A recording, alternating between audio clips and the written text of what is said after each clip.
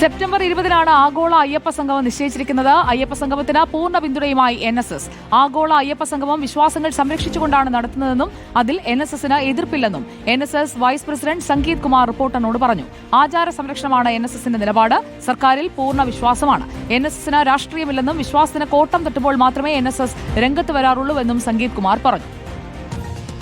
ആചാരങ്ങൾ സംരക്ഷിച്ചുകൊണ്ടും വിശ്വാസം സംരക്ഷിച്ചുകൊണ്ടും നടത്തുന്ന പരിപാടി നായർ സർവീസ് സൊസൈറ്റിക്ക് ഒരു എതിർപ്പുമില്ല. ഞങ്ങളതുമായിട്ട് സഹകരിക്കാനാണ് ബഹുമാന്യായ ജനറൽ സെക്രട്ടറി സർക്കാരിനെ അറിയിച്ചിട്ടുള്ളത്. ബഹുമാന്യായ ദേവസ്വം മന്ത്രി വളരെ ഇതായിട്ട് പറയുക തന്നെ ഉണ്ടായി.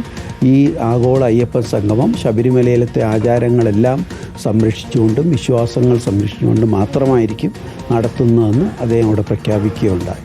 പിന്നെ ഞങ്ങൾക്കത് എതിർക്കേണ്ട ഒരു കാര്യവുമില്ല. നായർ സർവീസ് സൊസൈറ്റിക്ക് രാഷ്ട്രീയമൊന്നുമില്ലല്ലോ. ഞാൻ പറഞ്ഞില്ല, ഞങ്ങളുടെ ഏറ്റവും വലിയ പ്രയോറിറ്റി വിശ്വാസ സംരക്ഷണം, ആചാര സംരക്ഷണമാണ്. അതിനെന്തെങ്കിലും കോട്ടം തട്ടുമ്പോൾ മാത്രമേ നായർ സർവീസ് സൊസൈറ്റി ഈ മേഖലയിൽ, ആത്മീയ മേഖലയിൽ രംഗത്ത് വരാറുള്ളൂ. ഗോപാൽ ശീലാസനൽ നമുക്കൊപ്പം ചേരുകയാണ്. Gopal, good evening. ആഗോള അയ്യപ്പ സംഗമമാണ് തീരുമാനിച്ചിരിക്കുന്നത്. അതിനായുള്ള ഒരുക്കങ്ങളുമായി സർക്കാർ മുന്നോട്ട് പോകുമ്പോൾ മറുഭാഗത്ത് സ്റ്റാലിനെ കൊണ്ടുവരുന്നതിനെതിരെയൊക്കെ BJP രംഗത്ത് വന്നിരുന്നു. ഇപ്പോൾ NSS തങ്ങളുടെ നിലപാട് വ്യക്തമാക്കുകയാണ്. അതിൽ രാഷ്ട്രീയമില്ല. സർക്കാർ നല്ല കാര്യങ്ങൾ ചെയ്താൽ അതിന് പിന്തുണയുമായി വിശ്വാസത്തിന്റെ കാര്യത്തിൽ മുന്നോട്ട് പോകും എന്ന് തന്നെയല്ലേ NSS വ്യക്തമാക്കുന്നത്?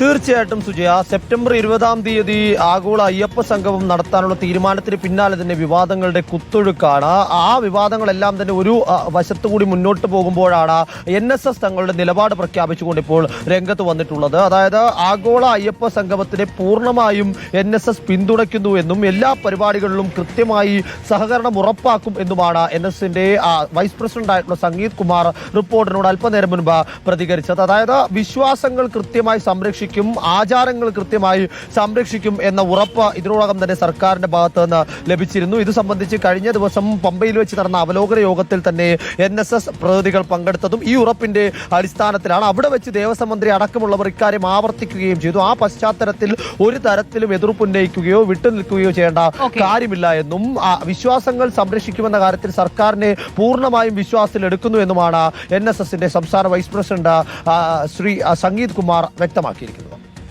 ഗോപാൽ ശീലാസനലാണ് നമുക്കൊപ്പം ചേർന്നത്.